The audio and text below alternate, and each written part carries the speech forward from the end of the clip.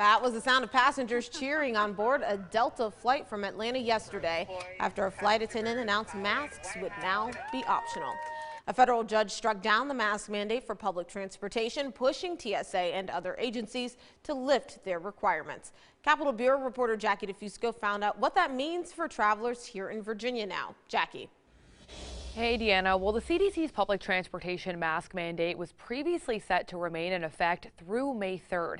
At least for now, that blanket requirement is effectively dead, and individual service providers can make their own decisions. Today, some are shedding their masks at Richmond International Airport as a judge strikes down a federal mandate. A change so new, signs still say there's a requirement here.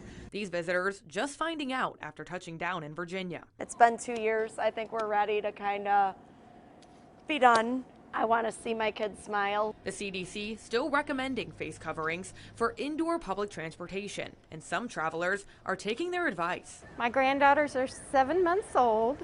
They're not old enough to be vaccinated, and so I'm being especially careful. But already, major airlines and Amtrak are calling off their requirements. TSA saying it will no longer enforce a mask mandate effective immediately.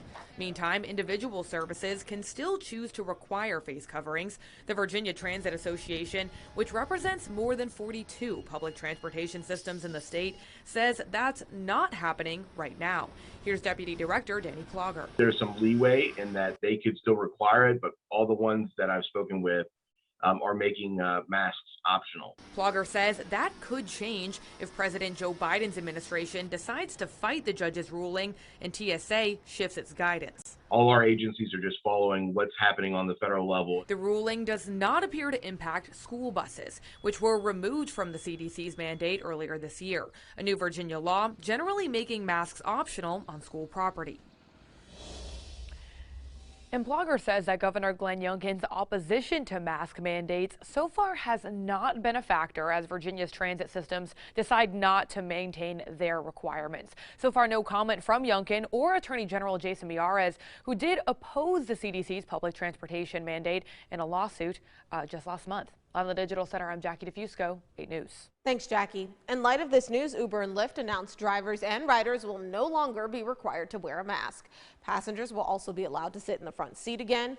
Uber says the CDC still recommends a mask if you have certain personal risk factors or there is a high transmission level in your area. And Lyft encourages people to check local public health requirements before riding.